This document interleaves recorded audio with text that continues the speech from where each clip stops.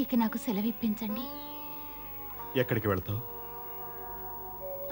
మా జన్మలోకానికి తిరిగి వెళ్తున్నాను. ఎందుకు? మేము ఈ లోకపు జీవులం కాం. మేమిక్కడ శాశ్వతంగా ఉండలేం. అదే మా ఆసక్తత.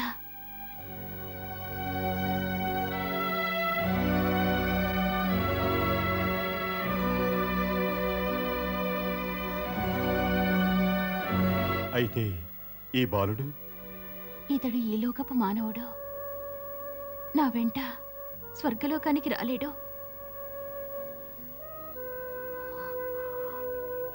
మీ కుమారుని స్వీకరించండి.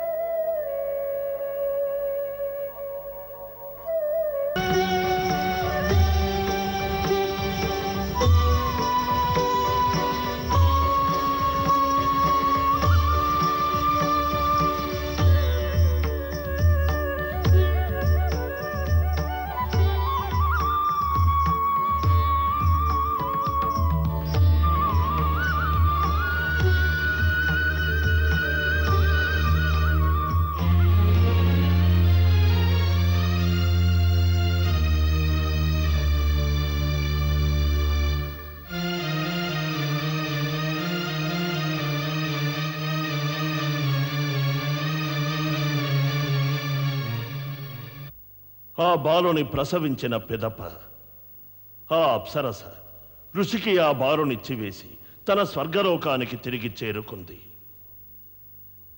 ఆమె వెళ్ళిన తరువాత రాజు ఎంతో దుఃఖితుడయ్యాడు.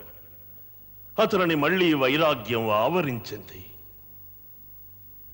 ఆ భగవంతుని కృప వలన అతడు అహంకారము మోహాంధకారముల నుండి వెలికి వచ్చి మరలా భక్తి జ్ఞాన వైరాగ్యాలలో లీనమైనాడు. శేషరాయనుడు తపస్సు చేసుకోవడానికి వనాలకు వెళుతూ ఆ బాలుని కూడా తన వెంట తీసుకువెళ్ళాడు. ఆ బాలుడే ఈనాడు కాలయవనుని నామంతో మ్లేచ్ఛ దేశానికి రాజుగా ప్రసిద్ధి నొందాడు. శేషరాయనుని సంతానం మ్లేచ్ఛ దేశానికి రాజు కావడమా? ఇది ఎలా సంభవం? ఆ కాలంలో శేషరాయనుడు ఆ అప్సరసతో ప్రేమలీలలు సాగిస్తున్నాడు. ఆ కాలంలోనే మ్లేచ్ఛ దేశాన్ని ఒక ప్రతాపవంతుడైన రాజు జనరంజకంగా రాజ్యం చేస్తూ ఉండేవాడు. అతని పేరు తాళజంఘుడు. శత్రువర్గంలో ఏ ఒక్కడు మిగలకూడదు.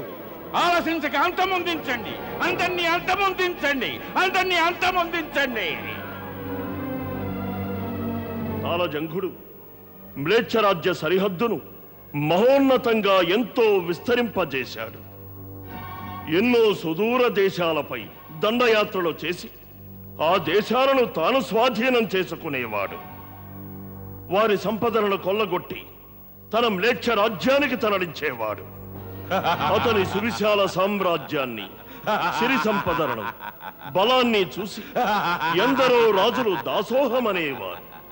మరెందరో రాజులు శిరసావహించేవారు. ఎంతగానో భయభ్రాంతులయ్యేవారు.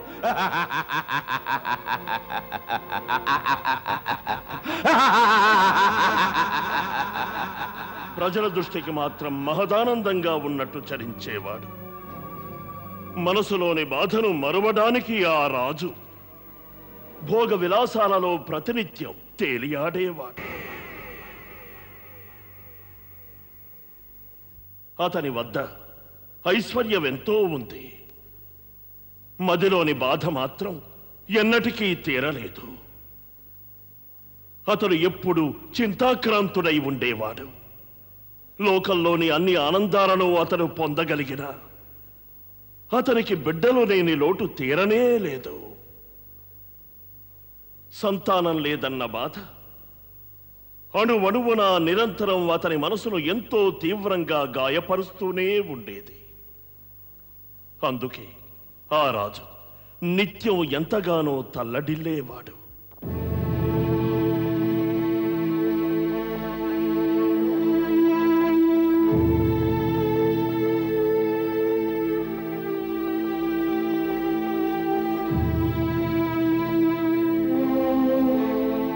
తమరు ఎల్లవేళలా మహా సంతోషంగా విలాసాల్లోనూ దైవభక్తిలోనూ మునిగి ఉంటారు.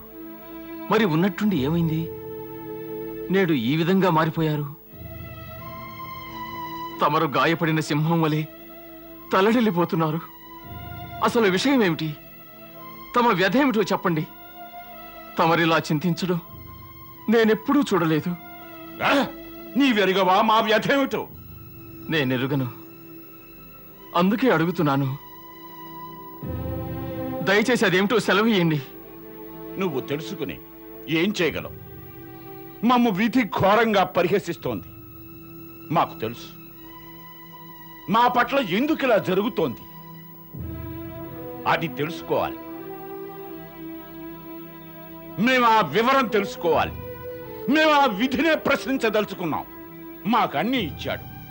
ధనం, ఐశ్వర్యం, సంతోషం, సౌభాగ్యం, ఇంత గొప్ప సామ్రాజ్యం సర్వం ఇచ్చాడు. మరి మాకొక బిడ్డను మాత్రం ఎందుకు ఇవ్వలేదు? మాకొక పుత్రుడే గనుక ఉండి ఉంటే మా ఈ విశాల సామ్రాజ్యానికి వారసుడయ్యేవాడు. మేము అందుకే విధిని ప్రశ్నించాలనుకుంటున్నాం. మా తదుపరి వైభవోపేత రాజమందిరాలు, ఈ సంపద, ఈ రాజ్యం, ఈ సింహాసనం మేం ధర్మసత్రాలకు వ్రాసి ఇవ్వవలసిందేనా? మాకు పట్టిన ఈ దుస్థితికి కారణం చెప్పగల వారెవరైనా ఉన్నారా?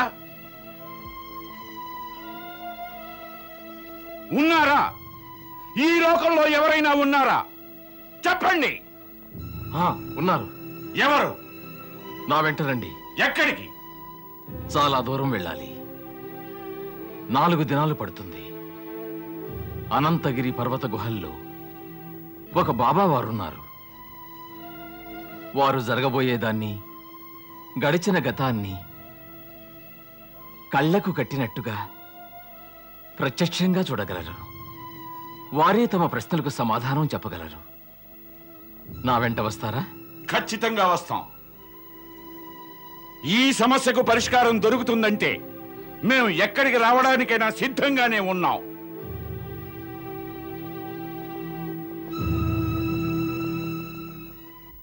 అతని బాధను విన్న తాళజంఘుని మంత్రి అతనిని ఆనందగిరి పర్వత గుహలో ఉన్న మహిమాన్వితులైన బాబా వద్దకు తీసుకువెళ్ళాడు.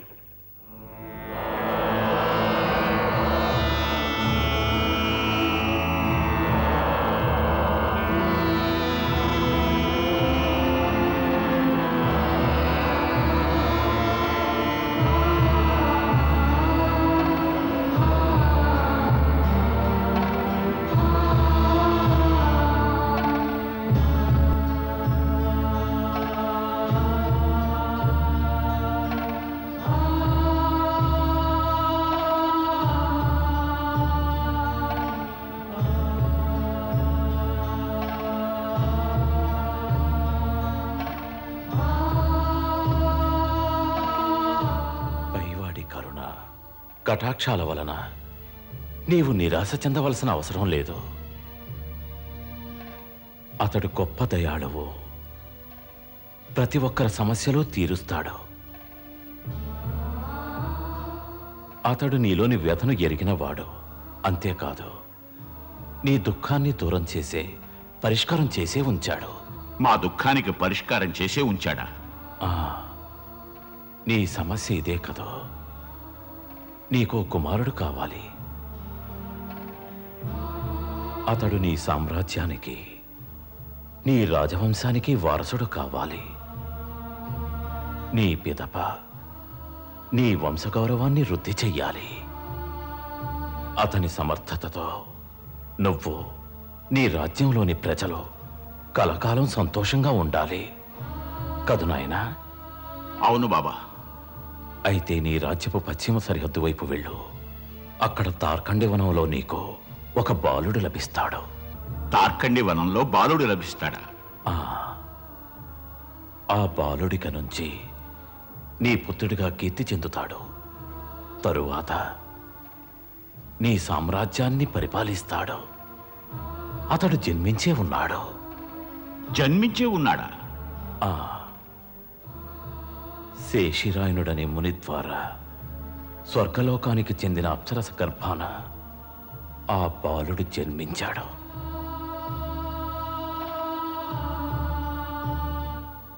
ఏ సామ్రాజ్యానికి వారసుడు లేడని నీవు చింతిస్తున్నావో ఆ సామ్రాజ్యాన్ని పాలించడానికి విధి ఆ బాలుడికి జన్మనిచ్చింది.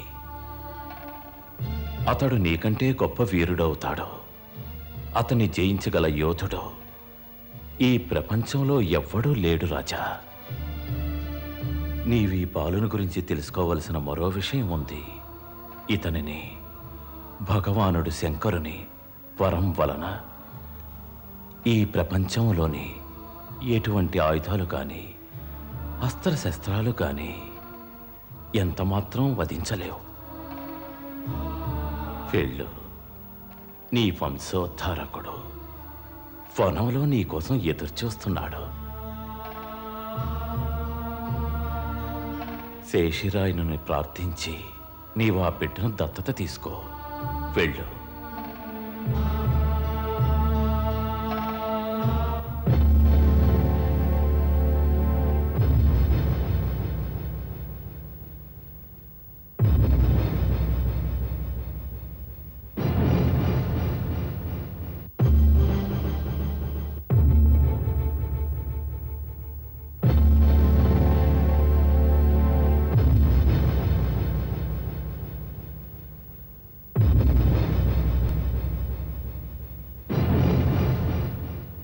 ఎంత తేలికగా తమరడిగారు ఈ బాలకుణ్ణి మాకివ్వండని.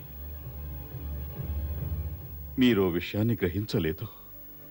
తన బిడ్డను దూరం చేసుకుని ఒక కన్న తండ్రి ఎలా జీవించగలడు మహనీయ? మాకు తెలుసు. తమ బిడ్డను తమ నుంచి దూరం చేయడం ఎంతో దుఃఖకరమైన విషయం. కానీ తమ బిడ్డకు మేలు జరుగుతుందంటే కన్నవారు ఏ త్యాగమైనా చేసి తీరాలి. ఒక బిడ్డకు సుఖం లభించేది అతని మాతాపితల చెంతే కాని ఇతరుల చెంత కానే కాదు. ఈ విధంగా ఒక బిడ్డను పితృ సాంగత్యం నుంచి దూరం చేయటం వలన అతనికి ఏ విధంగా మేలు జరుగుతుంది? మహత్తరమైన మేలు జరుగుతుంది. ఓ మహాత్మా, తమకు తెలియదు. తమ చెంతకు మీ బాలకునివ్వమని అడగడానికి వచ్చిన వారు అఖండ కీర్తి గల మహారాజులు. వారి సమక్షంలో ఎందరో రాజులు శంతవ్యులై ఉంటారు.